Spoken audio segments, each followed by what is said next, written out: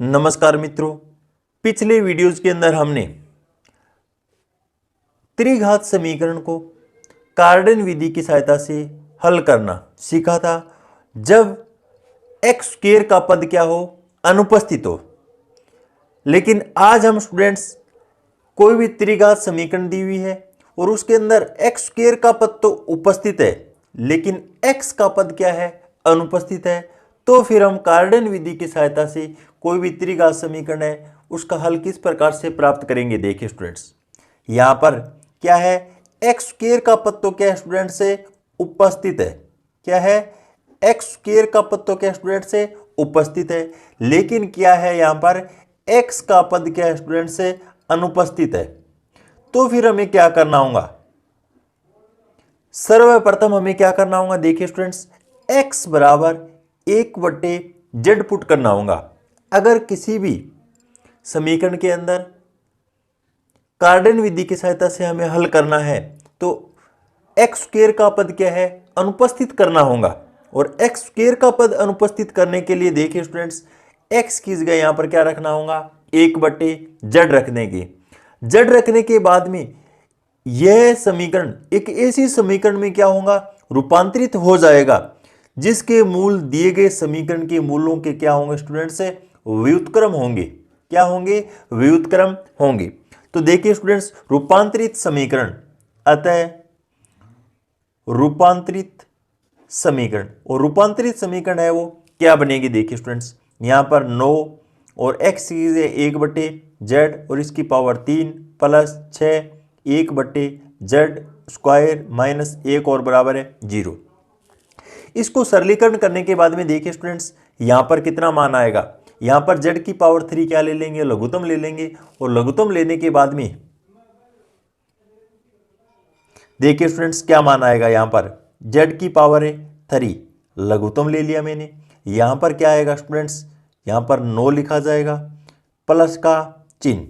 यहां पर देखिए स्टूडेंट्स 6z लिखा जाएगा, जबकि यहां पर z की पावर 3 और बराबर है 0। z की पावर 3 को इधर भेज देंगे तो यहां पर देखिए स्टूडेंट्स इक्वेशन क्या निकलेगी, 9 प्लस 6z और माइनस z की पावर 3 और बराबर है 0।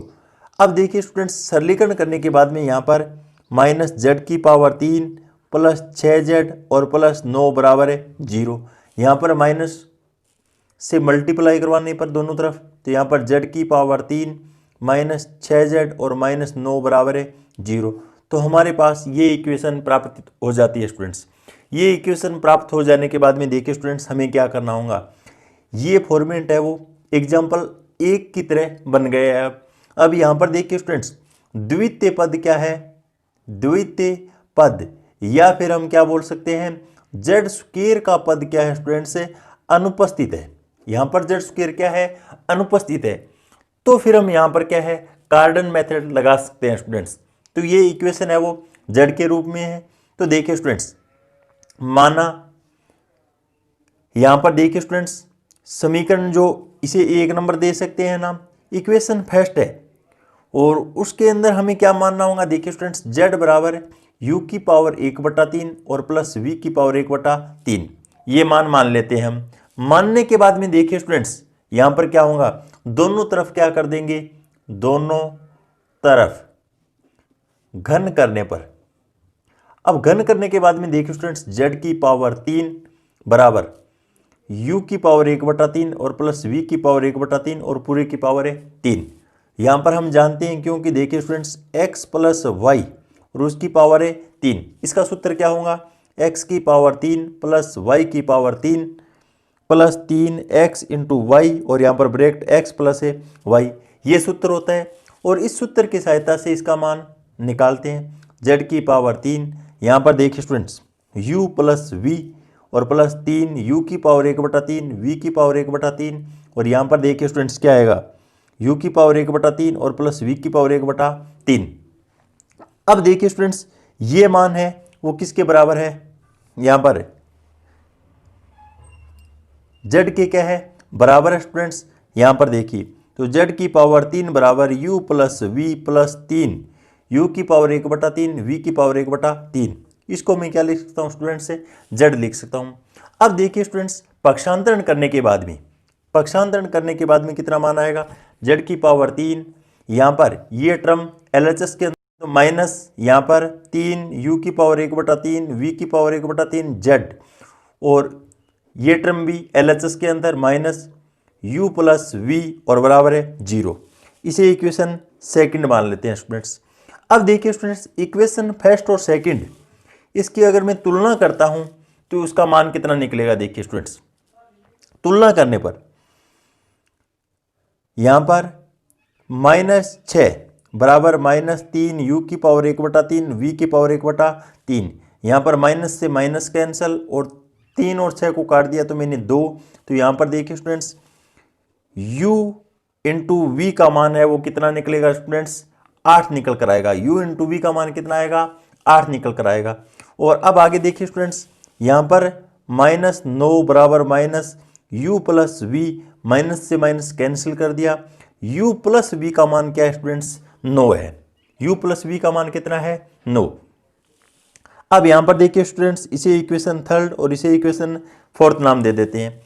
अब समीकरण 3 और 4 से u तथा v निम्न समीकरण के मूल है, निम्न समीकरण के मूल है। अब देखिए स्टूडेंट्स, मूल है तो यहाँ पर समीकरण क्या हो सकती है, द्विघात रूप में टी स्क्वायर माइनस मूलों का योग, और मूलों का योग यहाँ पर क्या है स्टूडेंट्स, u प्लस वी है, और t प्लस का चिन्ह मूलों का गुणनफल, मूलों का गुणनफल और बराबर है 0। और मूलों का गुणनफल क्या है, u इंटू वी है स्टूडेंट्स यहाँ पर। तो टी स्क्वायर माइनस मूलों का योग 9t प्लस का चिन्ह मूलों का गुणनफल कितना है स्टूडेंट्स, 8 और बराबर है 0। अब हमारे पास द्विघात समीकरण है। इस द्विघात समीकरण के मूल हम ज्ञात कर सकते हैं, जो कि क्या आएगा मान स्टूडेंट्स, यहाँ पर t का मान है वो क्या होगा, एक तो 1 होगा और दूसरा मूल क्या होगा, 8 होगा। अब देखिए स्टूडेंट्स, हम यहाँ पर एक ट्रिक क्या अप्लाई कर सकते हैं।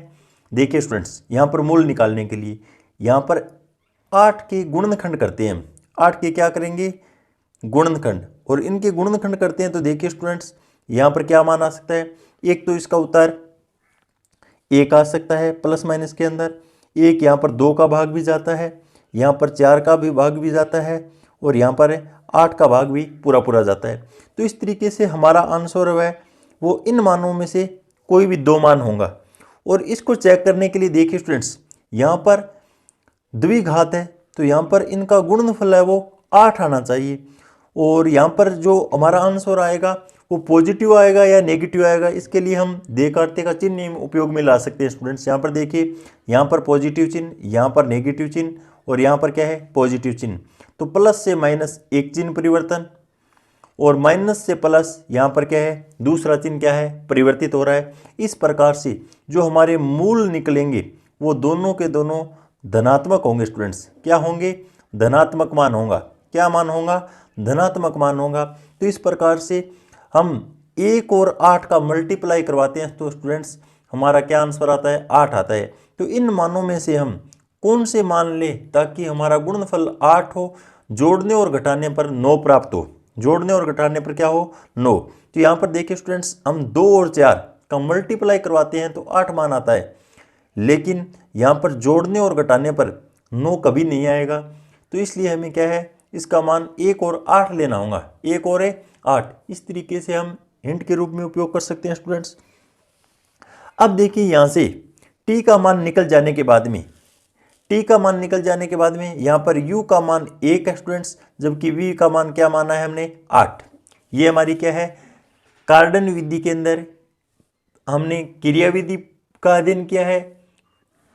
अब देखिए स्टूडेंट्स, u और v का मान प्राप्त हो जाने के बाद में हमारे पास 2 ऑप्शन रहते हैं आंसर निकालने के लिए। एक तो डायरेक्ट हमारा आंसर क्या होगा, देखिए स्टूडेंट्स, यहाँ पर z बराबर u की पावर 1/3 प्लस v की पावर 1/3, और दूसरा मूल है वो क्या निकलेगा, ओमेगा u की पावर 1/3 और प्लस ओमेगा स्क्वायर और v की पावर 1/3। तीसरा मूल ओमेगा स्क्वायर u की पावर 1/3 प्लस ओमेगा और v की पावर 1/3।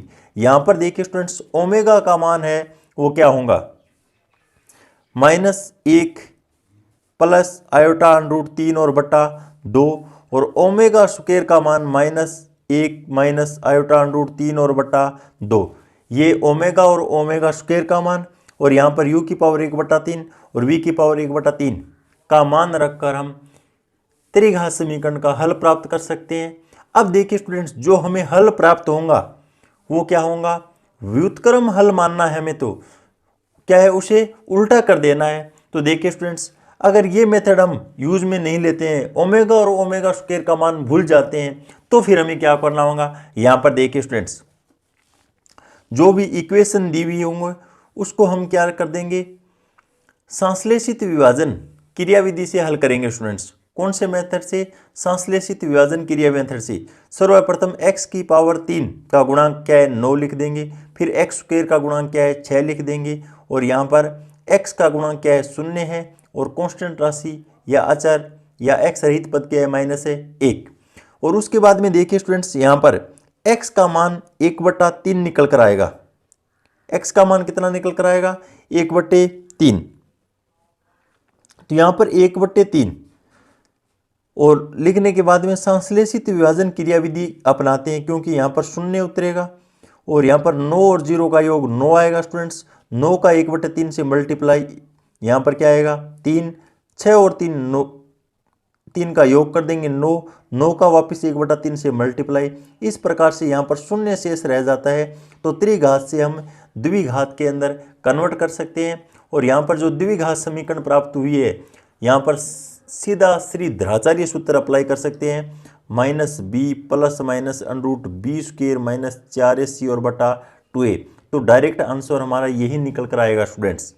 अब देखिए स्टूडेंट्स, यहाँ पर x का मान है वो हमने किस प्रकार से निकाला है। यहाँ पर z बराबर देखिए u की पावर 1/3 प्लस v की पावर 1/3, यहाँ पर 3 मान प्राप्त है, लेकिन हमें जो आंसर प्राप्त होंगे वो क्या होंगे, व्युत्क्रम प्राप्त होने चाहिए। तो यहाँ पर 3 का उल्टा क्या होता है 1/3। तो देखिए स्टूडेंट्स, x और z में क्या है, इस तरीके से व्युत्क्रम संबंध है, तो यहाँ पर 1/3 लेना होगा। अगर डायरेक्ट क्वेश्चन दिया हुआ है तो देखिए स्टूडेंट्स, हमें क्या है यहाँ पर व्युत्क्रम मान कभी नहीं लेना है, जैसे एग्जाम्पल नंबर 2 का अध्ययन हमने पिछले वीडियोज के अंदर किया है स्टूडेंट्स। अब आगे देखिए स्टूडेंट्स, एग्जाम्पल नंबर 4 और 5 किस प्रकार से हम हल करते हैं। एग्जाम्पल नंबर 4 और 5 को हल करने के लिए देखिए स्टूडेंट्स, मैं आपको बुक के अंदर हिंट देता हूँ। एग्जाम्पल नंबर 4, एग्जाम्पल नंबर 4 के अंदर हमें क्या करना होगा, एक्स स्क्वायर का पद भी उपस्थित है और x का पद भी क्या है स्टूडेंट्स से उपस्थित है। तो फिर हमें क्या करना होगा कार्डन मेथड के अंदर। अब देखिए स्टूडेंट्स, यहां पर द्वितीय पद को अनुपस्थित या निष्कासित करना हो तो फिर हमें क्या करना होगा, कार्डन मेथड सदैव क्या कहेगा स्टूडेंट्स, द्वितीय पद अनुपस्थित होना चाहिए। तो फिर हमें यहाँ पर द्वितीय पद अनुपस्थित करने के लिए देखिए स्टूडेंट्स, ये सूत्र याद रखना होगा। यहाँ पर क्या है, ये सूत्र याद रखना होगा। सूत्र क्या है, h बराबर -a1/n और a0। ये सूत्र इस समीकरण में किस प्रकार अप्लाई करना होगा। देखिए स्टूडेंट्स, यहाँ पर a0 का मान क्या है 2, a1 का मान क्या है 3 और a2 का मान 3 और a3 का मान क्या है 1 और n का मतलब ये हुआ स्टूडेंट्स, यहाँ पर x की अधिकतम पावर क्या है, x की अधिकतम पावर क्या है। तो यहाँ पर देखिए स्टूडेंट्स, अगर हम मान निकालते हैं h बराबर -a1, माइनस का चिन्ह, a1 का मान कितना है 3 और मैन बट्टे n का मतलब 3 और a0 का मतलब स्टूडेंट्स 2, 3 से 3 कैंसिल। तो इस प्रकार h का मान -1/2 निकल कर आएगा स्टूडेंट्स। अब h का मान निकल जाने के बाद में हमें संश्लेषित विभाजन क्रिया विधि अपनानी होंगी स्टूडेंट्स। और संश्लेषित विभाजन क्रिया विधि क्या होती है, देखिए स्टूडेंट्स, सर्वप्रथम जो हमें त्रिघात इक्वेशन दी हुई है उसके अंदर उसके गुणांक लिखते हैं। x की पावर 3 का गुणांक 2, x स्क्वायर का गुणांक 3 और x का गुणांक 3 और यहाँ पर x रहित पद क्या है 1। अब देखिए स्टूडेंट्स, यहाँ पर सदैव h लिखा जाता है, यहाँ पर सदैव क्या लिखा जाएगा h। तो h का मान क्या है -1/2। -1/2 लिखने के बाद में यहाँ पर सदैव शून्य आएगा स्टूडेंट्स, 2 और 0 का योग 2, 2 का मल्टीप्लाई -1/2 से कर देंगे, तो यहाँ पर 2 से 2 कैंसिल, तो यहाँ पर -1 आएगा। 3 और -1 का योग क्या आएगा 2, 2 का वापस -1/2 से मल्टीप्लाई करवाना है, फिर वापस -1, यहाँ पर 2।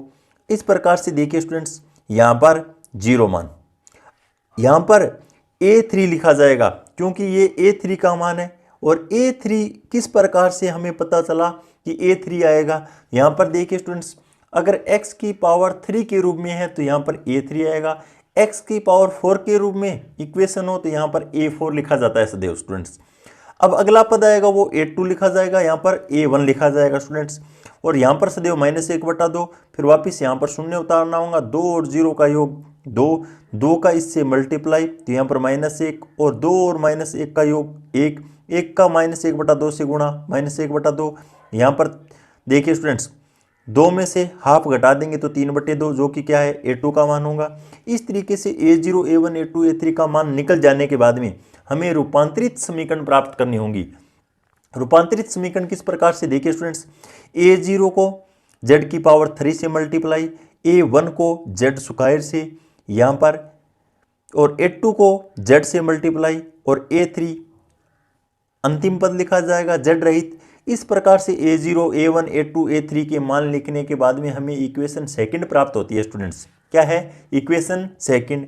अब सेकंड इक्वेशन के अंदर देखिए स्टूडेंट्स, यहाँ पर z स्क्वायर का पद क्या है, अनुपस्थित है स्टूडेंट्स। z स्क्वायर का पद क्या है, अनुपस्थित।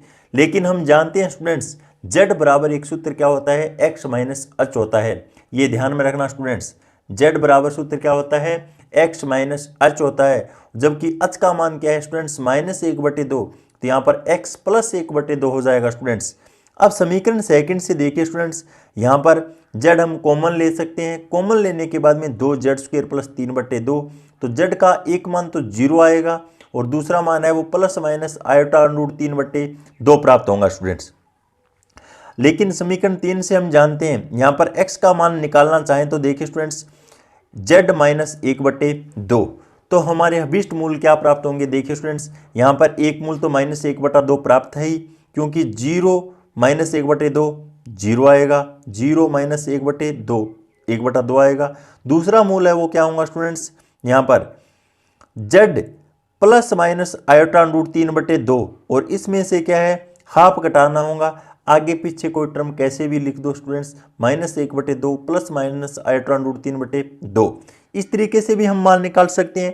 अगर दूसरा मेथड शॉर्ट ट्रिक अपनाना चाहें तो देखिए स्टूडेंट्स, संश्लेषित विभाजन क्रियाविधि के अंदर हमें क्या करना होगा, यहाँ पर गुणांक लिख लेंगे सर्वप्रथम जो इक्वेशन दी हुई है वो, और गुणांक लिखने के बाद में यहाँ पर h की वैल्यू लिखी जाएगी स्टूडेंट्स, और h की वैल्यू क्या है -1/2, और उसके बाद में ये इक्वेशन 2 घात के अंदर क्या है कन्वर्ट हो जाएगी, जो इस प्रकार से होंगी। और यहाँ पर डायरेक्ट श्री धराचार्य सूत्र की सहायता से अगर मैं मान निकालता हूँ तो यही आंसर प्राप्त होगा स्टूडेंट्स। एक मूल तो -1/2, दूसरा मूल -1/2 प्लस √3/2 आयटा, और तीसरा मूल -1/2 माइनस √3/2 और आयटा।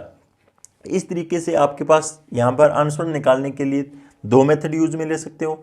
इसी तरीके से एग्जाम्पल नंबर 5 को हम समझने के लिए क्या करना होगा, देखिए स्टूडेंट्स, यहाँ पर वही काम, एक्स स्क्वायर और एक्स दोनों पद उपस्थित है, तो फिर हमें क्या करना होगा, यहाँ पर एक्स स्क्वायर का पद अनुपस्थित या निष्कासित करने के लिए वही सूत्र, यहाँ पर h बराबर -a1/na0 लिखना होगा स्टूडेंट्स। यहाँ पर केवल a0 लिखा है, यहाँ पर n से क्या है मल्टीप्लाई होगा स्टूडेंट्स। n क्या है, मैक्सिमम x की पावर है, मैक्सिमम x की पावर। तो यहाँ पर अगर हम h का मान निकालते हैं स्टूडेंट्स, कितना आएगा, 5 निकल कर आएगा।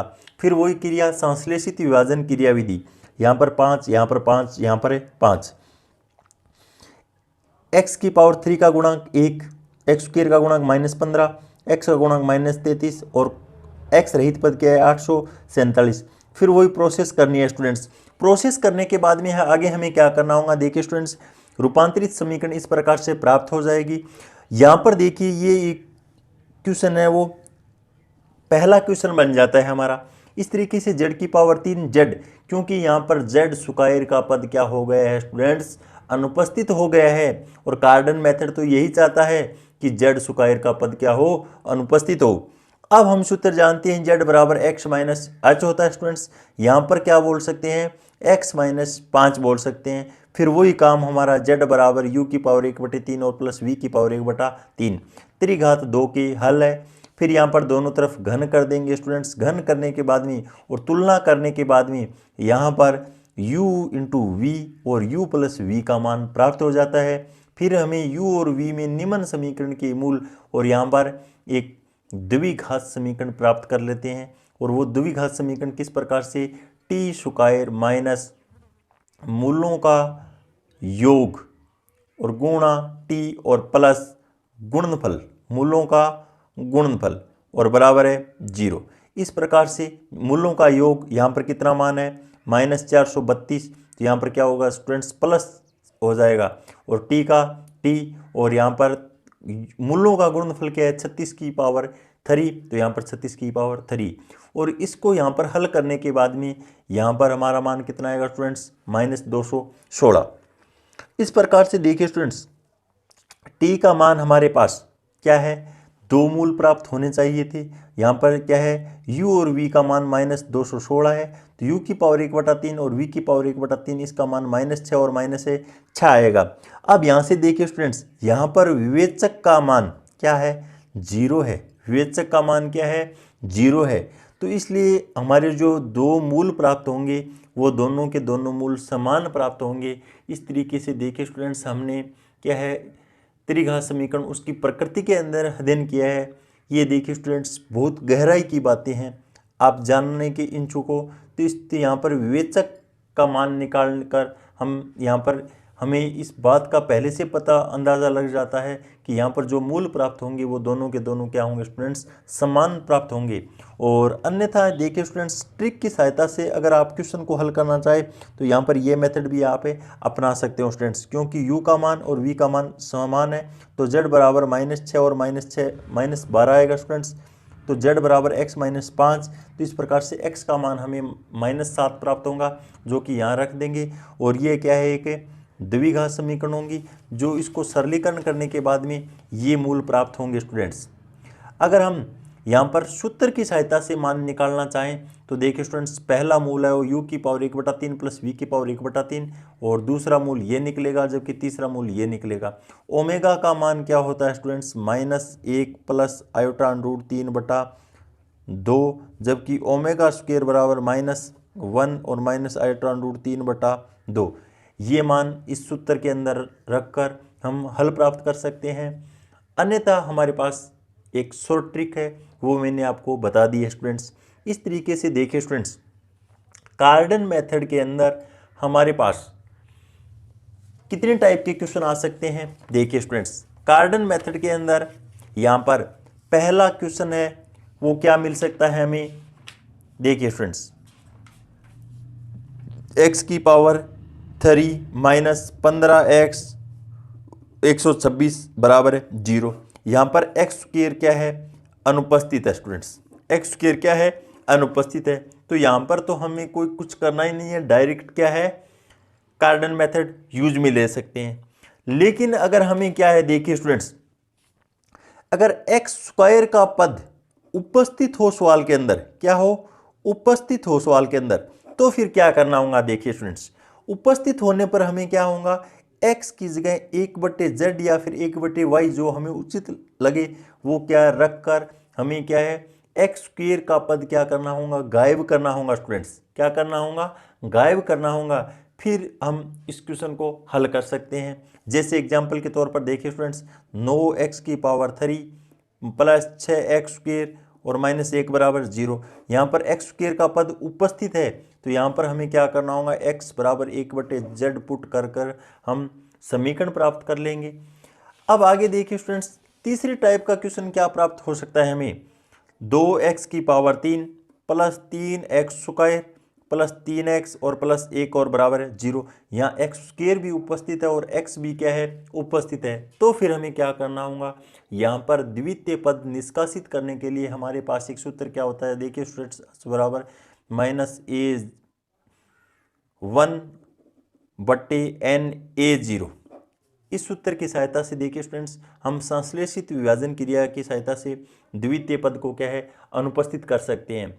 और चौथा मेथड हमारे पास क्या हो सकता है स्टूडेंट्स, अगर यही क्वेश्चन हो तो यहाँ पर देखिए स्टूडेंट्स संश्लेषित विभाजन क्रिया विधि की सहायता से अगर यहाँ पर इक्वेशन है अंतिम रूप से z की पावर 3 और z इस रूप में कन्वर्ट हो जाए तो हमें 1 नंबर एग्जाम्पल की तरह से वापस हल कर लेंगे। अगर यहाँ पर z स्क्वायर के रूप में अगर कोई इक्वेशन प्राप्त हो रही है तो यहाँ पर श्री द्रोणाचार्य सूत्र की सहायता से डायरेक्ट हम क्या है इसका आंसर प्राप्त कर सकते हैं।